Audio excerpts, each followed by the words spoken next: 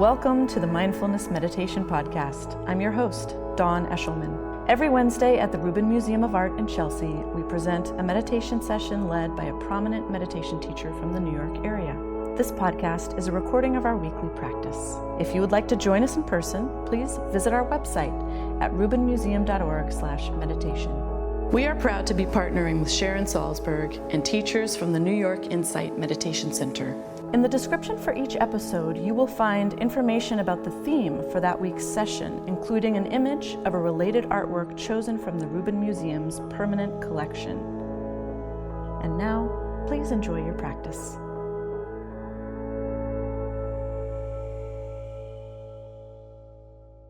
Good afternoon, everybody. Welcome to the Rubin Museum of Art and to our weekly mindfulness meditation practice.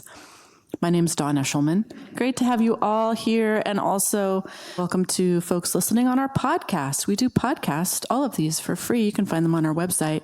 If you ever miss a session or you just need a quick little free meditation, they're there. So we've been talking all month about power. And we are having actually a year-long conversation about power here at the museum through the lens of our collection and some really interesting exhibitions upstairs. And power that we're kind of defining here is something that is within us and between us. And that's our jumping off point. So this month we've taken a look at a lot of different expressions of power through our collection and different artworks, and also different perspectives on, what power means to a meditation practice. And today we'll hear another perspective from Kimberly Brown, who's here with us.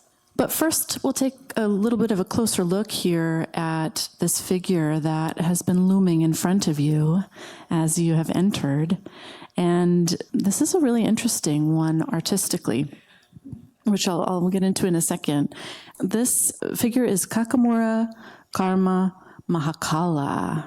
Mahakala is a wrathful protector deity, a wrathful emanation of Shiva from Hinduism. And we've talked about wrathful protectors many times here, the fact that they are just as important as peaceful emanations and that they have a really important purpose, and that protective energy is fierce and incisive and really useful as a form of power when it is intentional and not reactive. Mahakala, I think, is so interesting as this emanation of Shiva, who is really the creator and transformer of the universe. A little bit of power there for you. But from a visual and artistic point of view here, we're looking at what is known as a black painting. So this is a black background, and on it we have very many colors for traditionally what a black painting usually looks like. It's usually a little bit more monochromatic or a couple of different shades, but here we have all kinds of colors and all kinds of detail and symbolism to unpack. So we'll just look at a couple things here. But then, of course, you know that you can join Jeremy outside of the theater when we are finished here, and he'll take you up to the galleries for a closer and a more in-depth look. And there's just so much coding and symbolism to unpack.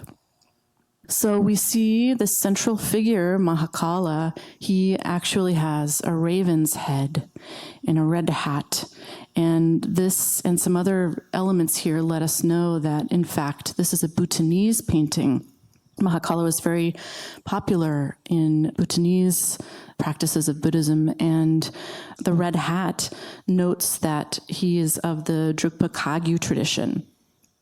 And there is above him a teacher, it's hard to see right now, who also has that red hat. So just some symbolism there. I think the ring of skulls around his neck here is echoed here on either side by figures that have similar beautiful necklaces. And of course, there's this consort that's right in the middle here, this bright red figure. And then we have the raven's wings kind of coming out on either side. And this is all surrounded by this red and yellow flickering flame. So it's just an unusually wide palette of colors and very vibrant to see, and gives this kind of palpable sense and experience of visual power. So Kimberly Brown is here with us today, and it's great to have you back, Kimberly. She's the executive director of the Interdependence Project and a graduate of its meditation teacher training program. She leads mindfulness and compassion classes, workshops, and retreats, and she studied American and Tibetan Buddhism and practices loving kindness meditation. Her teaching methods integrate depth psychology, compassion training, and traditional Buddhist techniques as a means to help everyone reconnect to their inherent clarity and openness. Please welcome her back, Kimberly Brown.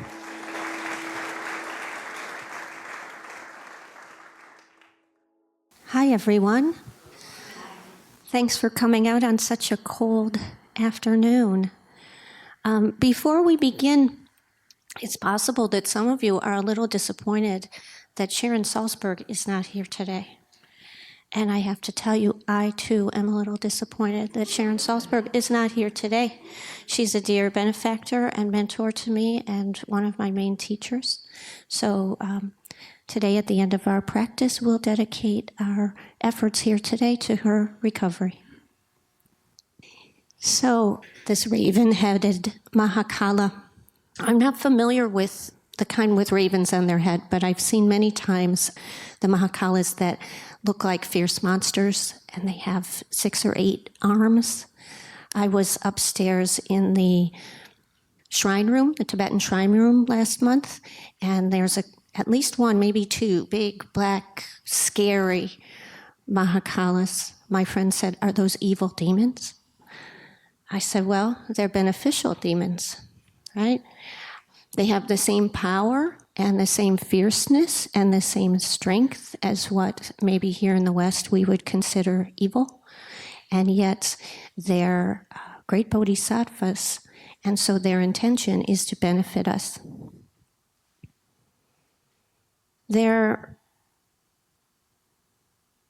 As Dawn said, there are manifestations of the same deities that you'll see throughout this museum and throughout, I know it as Tibetan iconography.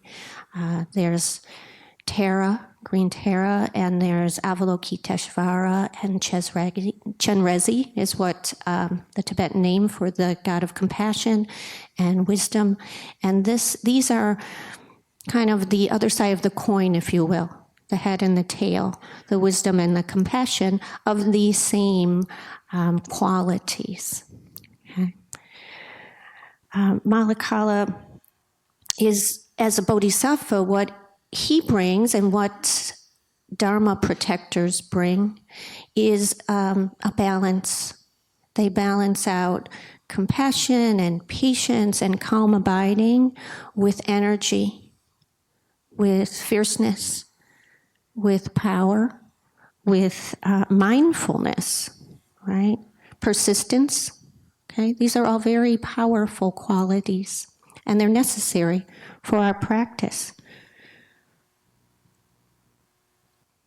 If you study in the Tibetan tradition, you'll be given different deities sometimes to practice with. They're called yidams, Y-I-D-A-M, yidam. Mahakala is a type of yidam, and all of the deities I just mentioned. And it's very important to remember for each of us that all of these qualities that we talk about, they're not outside of you. Each one of us have all of these qualities, and to look upon these paintings, these artworks as metaphors for our own mind stream, right? And each one of us need to have confidence and energy, diligence, right? To practice cutting through what are called obscurations to our clear mind. Those obscurations are anger, hatred, ignorance, right? Greediness, And another aspect of using these deities and using these powers that we have is to cultivate our intentions, which we talked about here last month.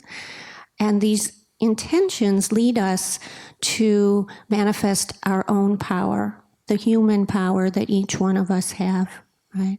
That power is for us to orient our actions, our words, our behaviors in ways that benefit ourselves and others, and ways that don't harm ourselves and others. The Rubin Museum has a theme of power, power within and between. And the power that each one of us have is compassion and wisdom and love. They're really the same. You can't separate any of those qualities. And each of us have the ability to cultivate that and practice that. When I first came to study Buddhism, in a lot of the texts, they talk about the wish-fulfilling gem. If you go upstairs in the galleries, you'll probably see some Buddhas, and they hold this, it looks like a big egg or a big round vase or something. They hold it in their hands right above their belly, between their heart and the belly. And that's the wish-fulfilling gem. And when I first learned of it, it seemed sort of contradictory to what I knew of Buddhism. There's not a lot of greed in Buddhism, and there's an idea that we want what we have, what we are mindful of. So it puzzled me until I understood and learned that the wish-fulfilling gem is a metaphor for our own hearts, our own heart minds, and that each one of us actually possess this. I don't call myself a spiritual teacher, and I actually have no belief in any sort of God or anything outside of us.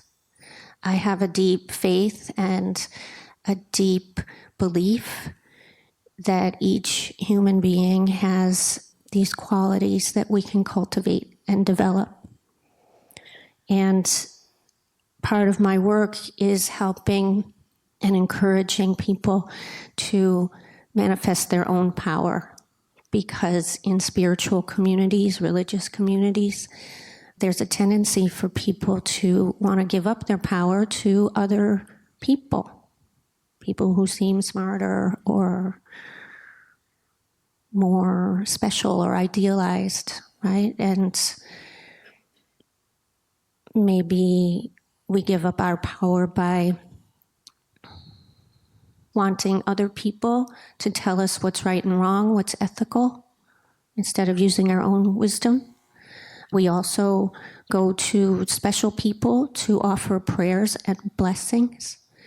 And all of us, each person here, has enough power and wisdom and compassion to use these tools and develop them and be your own moral authority. Also offer blessings to yourself and everyone that you come in contact with, right? To cultivate your intention and to create auspicious actions. There was a story I was told a long time ago, I guess, by, I think it's a Zen story. An ordinary woman goes to visit her very wealthy friend. She stays at her enormously wonderful estate. While she's there, her wealthy friend gives her servant a precious emerald. She says, "Please sew this jewel into my friend's clothing." And the wealthy woman wanted to do this because she knew her friend would never accept such a valuable gift. So the servant did this and sewed it into the ordinary woman's clothes. The ordinary woman left after a few days, and as what happens sometimes in life, they lost touch, and they didn't see each other for a long time, these two friends. One day in the marketplace, the wealthy woman saw her friend, and she was begging and destitute. And she ran to her and said, "Don't you know you have a priceless jewel in your clothes, on you? You possess it." Of course, the woman checked her clothes and she did have it. And that's each one of us. So we are going to today practice this power of loving kindness, of compassion, and we're going to also bring our confidence, our own mahakala, into our practice, right? The confidence to, we tell people, sit up straight, stand up. That's what we're saying in your practice, too. The great teacher Tenzin Palmo, says that we are gods acting like monkeys. Okay? Gods acting like monkeys. So these idams encourage us to remember our wish-fulfilling gem, our potential, and manifest it through practice, through energy. So today in practicing loving kindness, we're going to practice just for 3 beings. We're going to practice for ourselves, someone dear to us, and we'll also then practice for this group. As many of us will practice with our eyes closed, before we take our meditation seat, I encourage all of you to take a look around you. Take a look at all the faces in this room, different ages and genders and colors, okay? And take everyone into your practice with you. So you can go ahead and take a position that's comfortable. If you're feeling sleepy today, I suggest you keep your eyes open, or you can stand up, okay?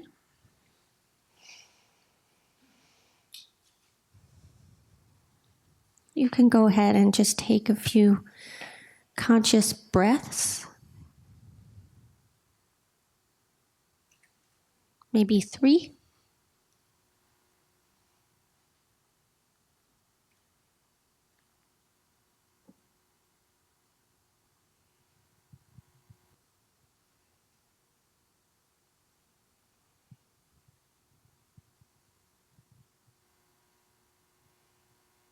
Noticing where you are. You're here at the Rubin Museum. You may have come here from home or work, school, responsibilities. Just letting yourself be here. Noticing your feet, your seat, your belly. Allowing sound to enter your ears.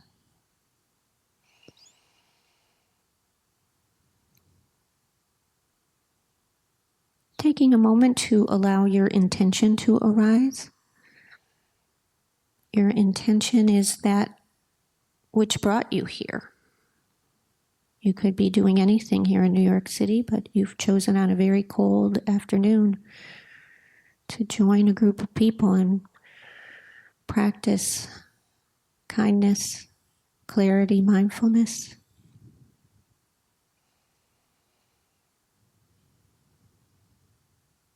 And really thank yourself. Appreciate that very special intention.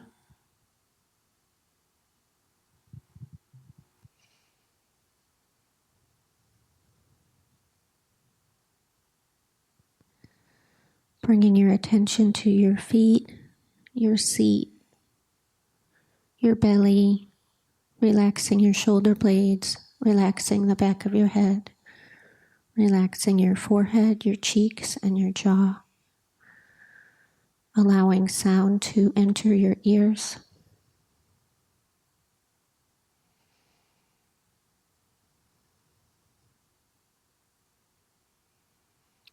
Noticing your feet, your seat, your belly.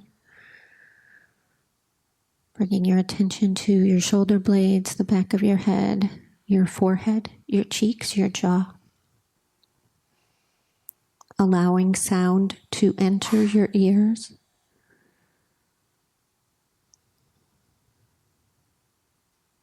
Resting your attention on your heart center, the center of your chest.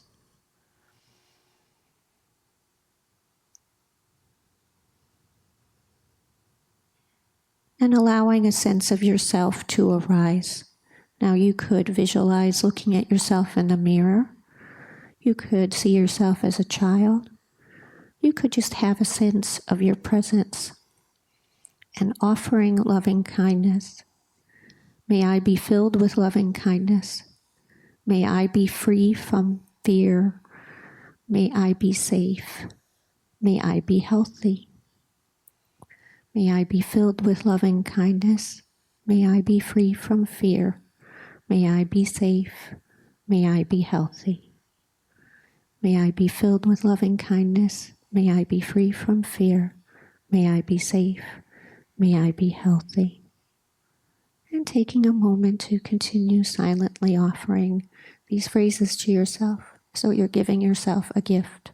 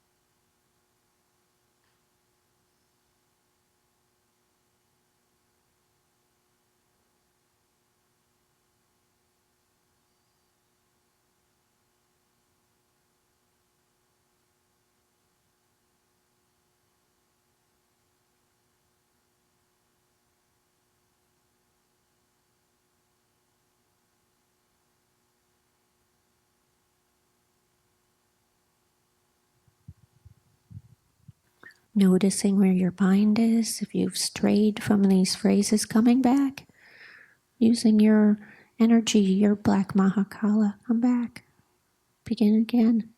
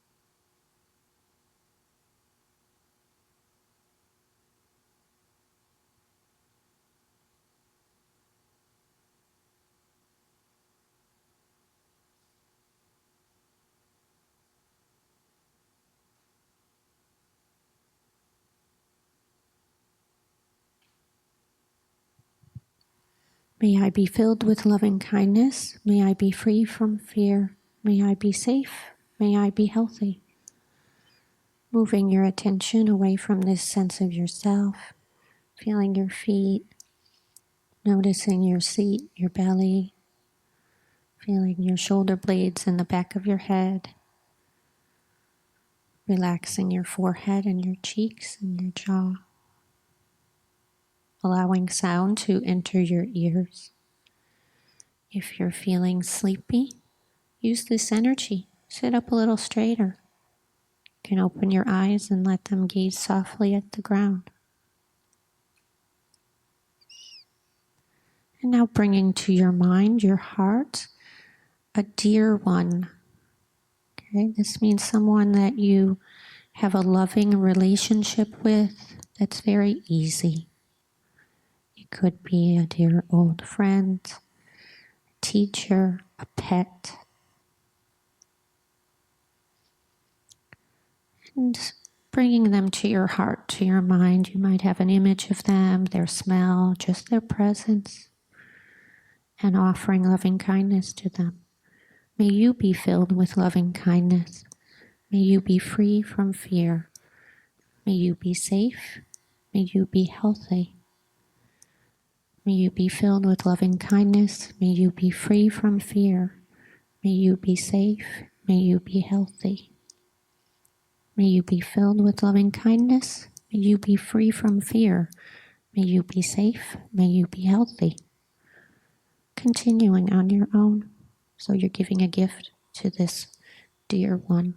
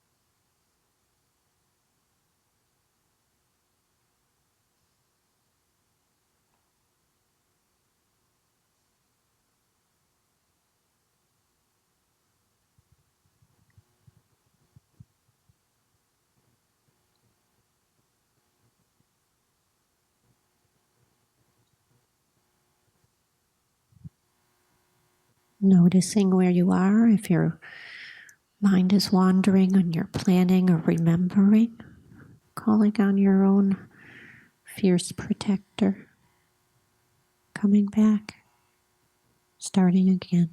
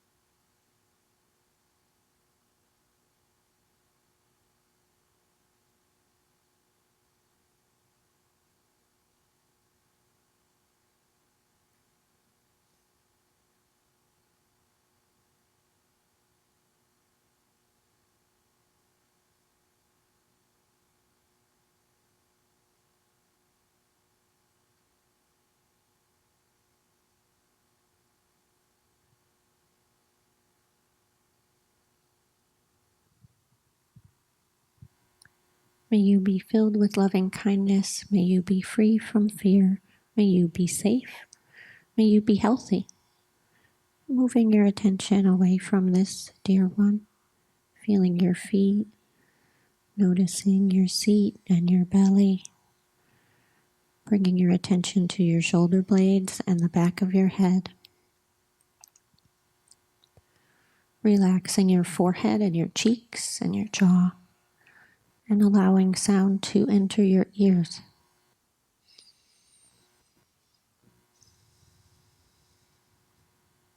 Now allowing all of us, everyone here, to arise in your heart, in your mind, and offering us loving kindness. May we be filled with loving kindness. May we be free from fear. May we be safe. May we be healthy. May we be filled with loving kindness. May we be free from fear. May we be safe. May we be healthy. May we be filled with loving kindness. May we be free from fear. May we be safe. May we be healthy. Continuing on your own.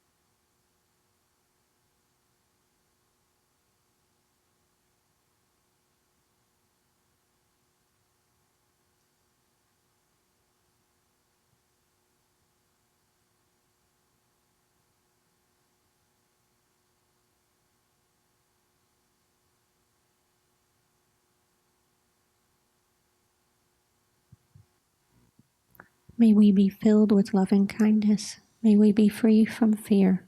May we be safe. May we be healthy. Moving your attention away from these phrases, feeling your feet, experiencing your seat, your belly, relaxing your shoulder blades, relaxing the back of your head, gently feeling your forehead, your cheeks, and your jaw, allowing sound to enter your ears, bringing your attention to your heart center,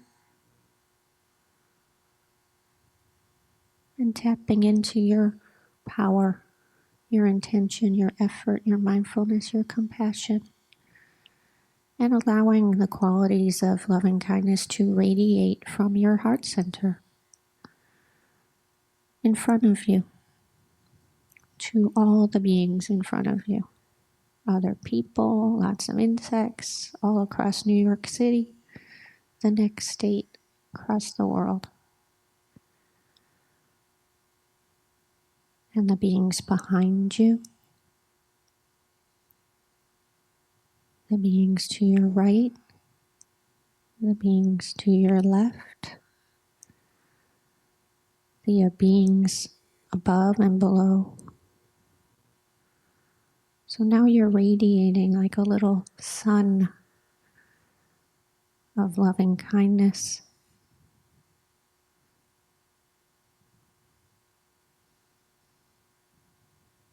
Animals, humans, fish, birds. May you have safety. May you be free from danger. May you be healthy. May you be happy. May all beings live with ease and comfort. People you like, people you don't like. Whales in the ocean and horrible little centipedes. Republicans and Democrats.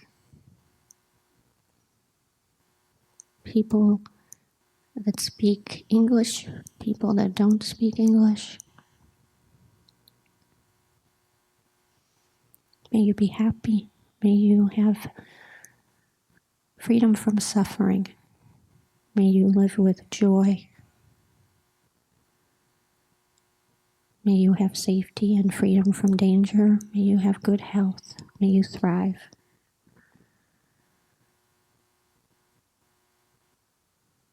The qualities of loving kindness, of wisdom, are boundless, immeasurable. They're also indiscriminate.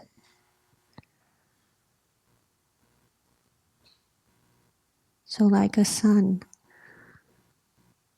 our qualities fall on everyone around us, all beings, including ourselves, those who deserve it and those who don't.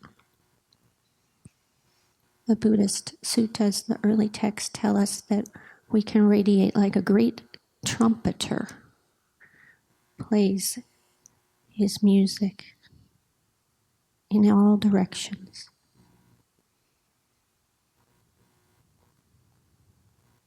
May all beings be safe and happy and healthy.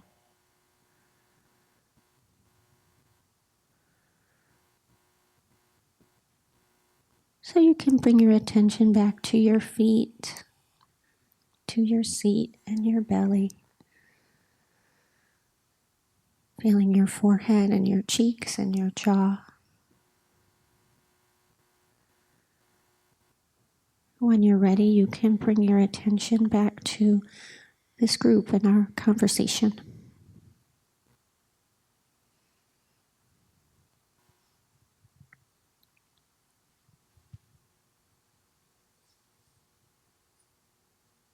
Everyone can open your eyes whenever you're ready.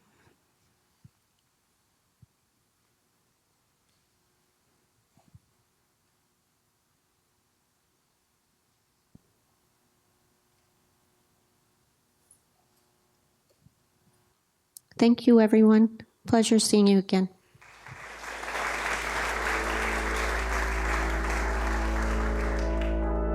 That concludes this week's practice. If you'd like to attend in person, please check out our website, rubinmuseum.org/meditation, to learn more. Sessions are free to Rubin Museum members, just one of the many benefits of membership. Thank you for listening. Have a mindful day.